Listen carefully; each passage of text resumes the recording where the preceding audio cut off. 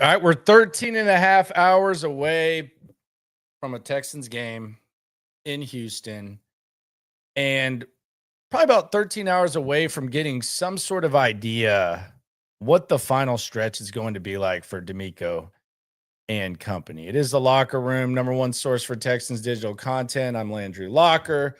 Reminder to like the video, subscribe, ride along, all that. Tomorrow's game, people have asked, do you want to see the starters? Do you think that the starters should be out there? I personally think that on defense, they don't need to see anything. I think if any of the stuff or if any of the value of the Texans playing starters, it's all on offense. It's not on defense. It's all on offense. So maybe you see CJ, maybe you see the O-line. If I were coach, I don't need to see anything from this defense. I really don't. I don't need to put Will Anderson out there, Daniil Hunter, even for a series 2. I don't need to see it. Same with Stingley, Lassiter, Bullock, both LBs. They're going to be fine. They're going to be fine. We know that. Maybe a day of rest would be good for them. Who knows? It is. For some of them, it is a day of rest if they play a series or 2. So we'll see what they decide to do. I asked Will Anderson if he thinks playing in the preseason is something that he needs to do. He said, yeah, I want to be out there with my teammates. So, okay. We'll see. I think we need to look at, as far as roster-wise, like relevant roster-wise, I think there's a couple layers of reaction when it comes to preseason game 2 when starters may play. I think layer 1 is, how did the starters look in the short time? That's where you see like quarterbacks that are like 1 of 4 for 3 yards or something like that. Like, it doesn't look good on the eyes, but they still put those damn stats up. Isn't that always crazy when you watch like the preseason highlights? And like, if someone does something like rushes for 150, you're like, wow. But then you look and it's like CJ Stroud, 1 for 5, 6 yards, 0 TD. It's not fun. It's not like the stats, not great. We'll just get them out there and do their thing, I guess, is what they're sounding like they're going to do. Who knows? They might pick and choose. Gustavo on the soup. You ain't never hate. Swarm. Says, was watching some highlights and seeing Will Fuller. Did Cody ever get in touch with him for the interview? He did not. And nobody knows where Will Fuller is. Nobody like that I talked to. Who knows? Maybe he's just doing his thing. Shout out to Will Fuller. He has like a cult-like following from Texans fans, just how good he was in 2017 with Watson, and 18 too. But Will Fuller was a solid number 2, which is what the Texans are looking for now. Christian Kirk looks like the guy. He looks like the guy who's going to be the number 2. There's 2 rookies that you feel good about, one further than the other. And then there's Xavier Hutchinson, who's been one of the stars of camp. And few guys have progressed as far along based on what we have to see as Hutchinson appears to have done. So I asked the question on X about the hottest takes that have developed over camp. And I looked through some of them. I think there are some that I agree with that I'm kind of on the same page. I'm on the same page with, and I've been saying like over the course of camp. But like, as far as camp hot takes that I don't think you can completely dismiss, I have 5. And this is based on going to practice, going to West Virginia, all that. I have 5. You're not going to like a hot take that could actually happen. This is what a lot of people like, you have conversations about, and it just kind of gets brought up and you throw it out in camp. Hot take 1, which I saw Adam Wexler had this take. I think Texans Jacob had this take. And I don't know if the Texans have this take, but they sure as hell have gotten a nice piece of what it may look like. Hot take 1 is Ursery is the best left tackle on the team. Cam Robinson, we all assume, is going to start. But if Ursery is your tackle of the future, and he says that he's comfortable in the left, is it better for him if he's the best left tackle on this team, or if he's just like a notch below? Is it better for him to develop into the guy that's going to protect CJ's blind side for a long time? Because that's what he projects as. That's what he said when I asked him what he was more comfortable at. He said he was more comfortable at LT because he's done it for so long, and that's more natural what he is. He's holding it down on the right side.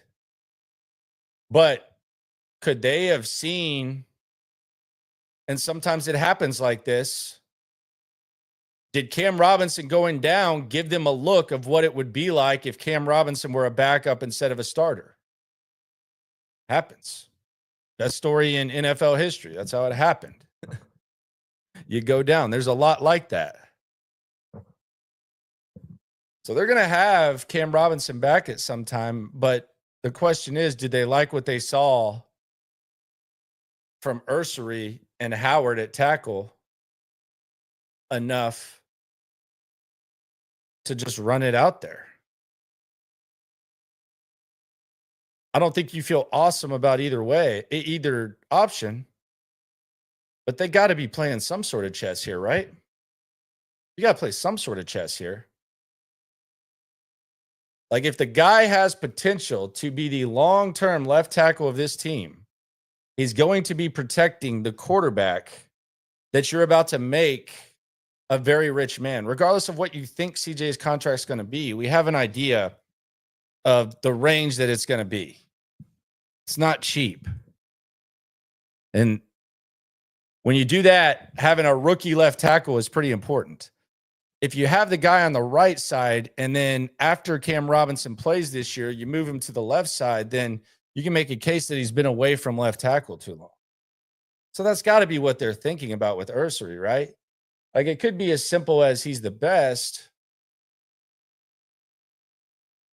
but how married are they to the idea of Cam Robinson? They didn't know they were going to have Ariante Ursery when they signed Cam Robinson. That's the other thing we gotta understand. They didn't know that.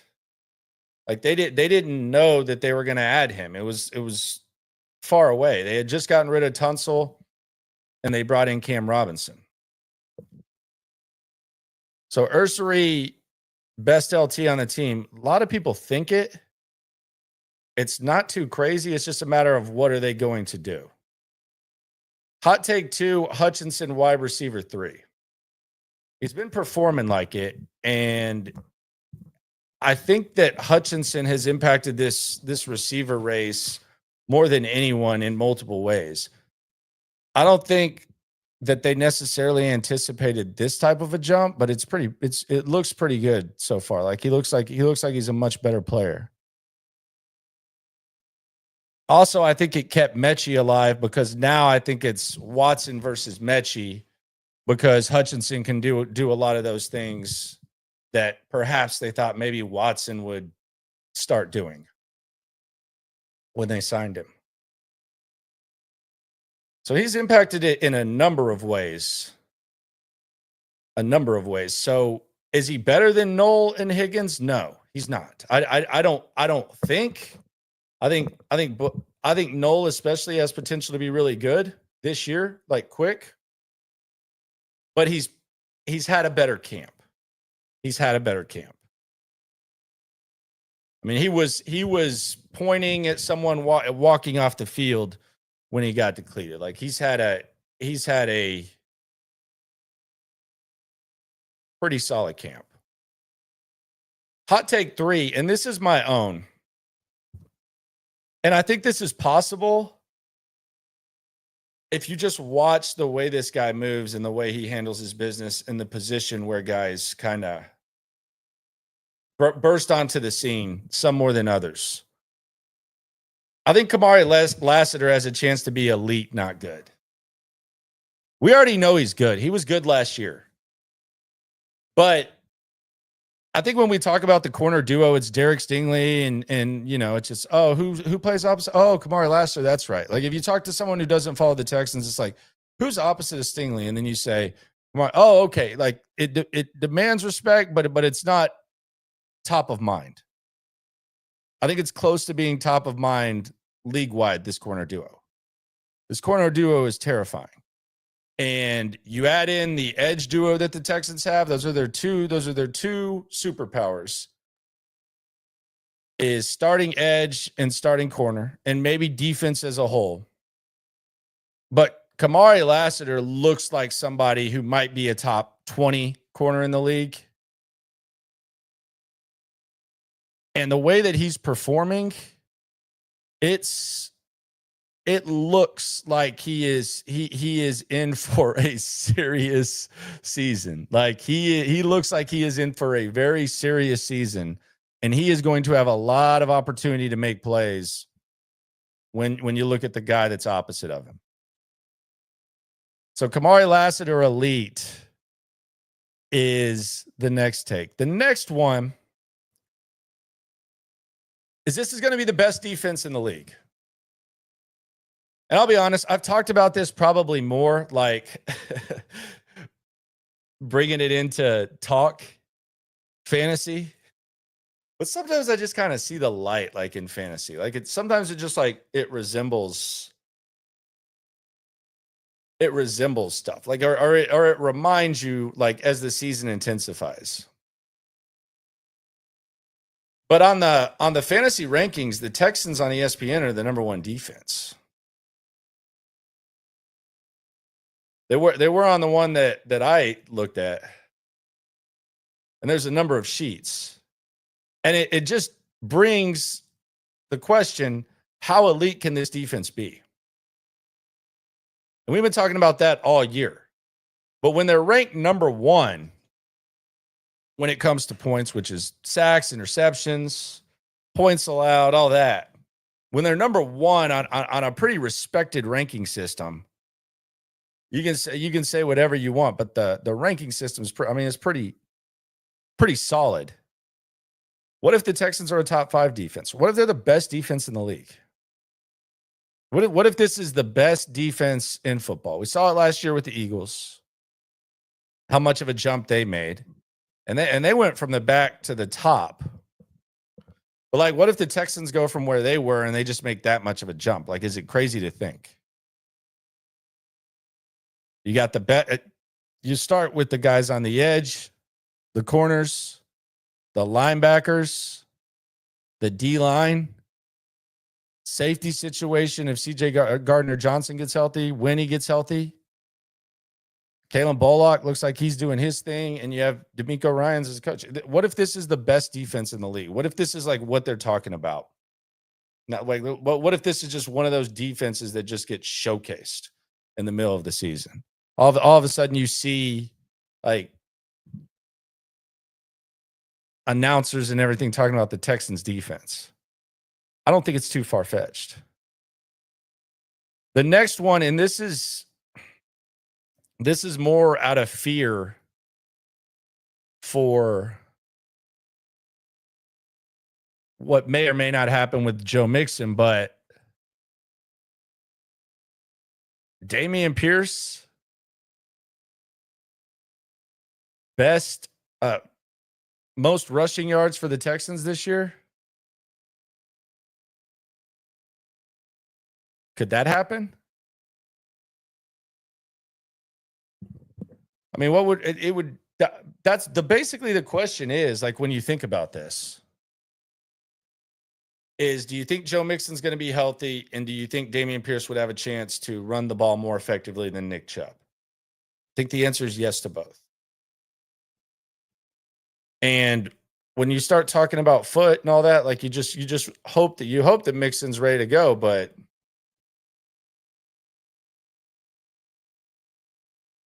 I don't know. But if you have a healthy Mixon, then the answer is no.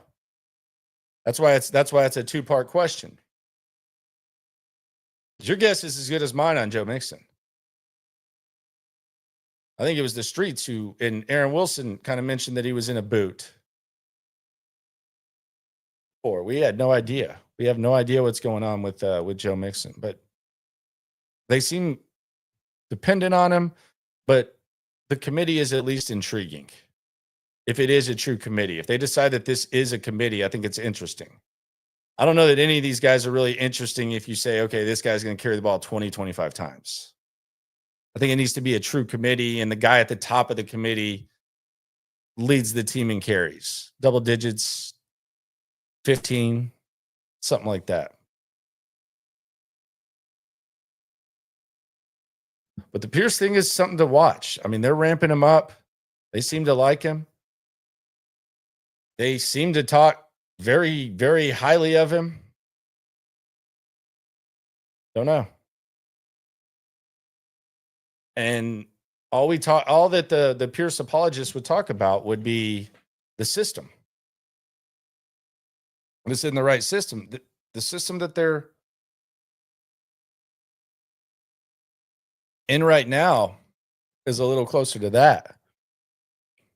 And there's a little bit more open-minded, not the square peg round hole. What if they were talking about Dameon Pierce when it comes to square peg round hole? Just kidding. I'm kidding. I don't know what they were talking. I would love to know, like, what are some examples of y'all trying to fit a square peg into a round hole on offense last year? Because I've said it a couple of times now. Like, what, y'all want to elaborate? What if they were like, the Robert Woods sideways pass? Square peg round hole. Dalton Schultz at left tackle having a block. Square peg round hole. I don't know. Like, will Pierce suit up tomorrow? Primetime asks. I mean, I want to say probably not, but you never know. I mean, he did do like some small team. I think they probably really, really ramp him up this week. I would think.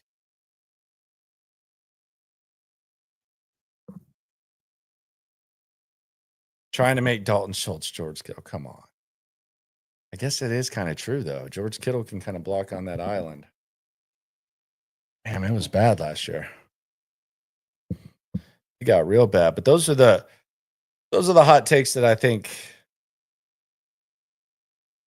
probably make more sense. I asked the question on X if y'all want to see that, but those are the hottest takes. And I don't know how much we see of even Hutchinson. I think Hutchinson might be playing not as much as they thought in preseason. He'd probably play half. I don't know. But they seem to like it. I think they're going to work Jakob Jacobson tomorrow, too. I've said that twice today. Jakob Johnson. What is Jakob Jacobson? But yeah, there's a little bit of intrigue as to how much they're gonna roll with Johnson. Jakob Johnson. Because I could see them working him to death tomorrow. Jakob Johnson. I could see him playing fullback, then I could see him moving to tight end, just kind of moving him around. Got to test him and see if he's up for it. Because they're coaching the hell out of him right now, getting a lot of opportunity. So the fullback might be alive. I like Jakobsen. You are crazy.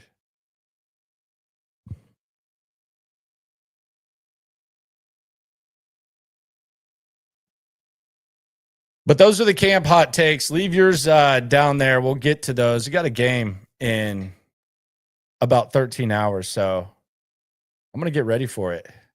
Make my way out there, and then we'll have a little post game on Sunday. Happy Friday to everyone. Happy football, including a game shortly. Yeah. Yeah. It's the Locker Room on YouTube. You know what it is. Let's get it. Ayy. Locker Room. Yeah, we in the locker room. Texas talk. Yeah, you know what we about to do.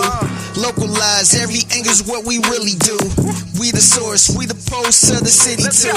Landlocked, got the game in the headlock. Localized every time, can't stop, won't stop. Yeah, we top 2 and we not too. Plugged in daily digital on YouTube. We got taste for days. Opinions to give, we got takeaways. If it's up, then it's up, we number 1. You don't need to try your luck.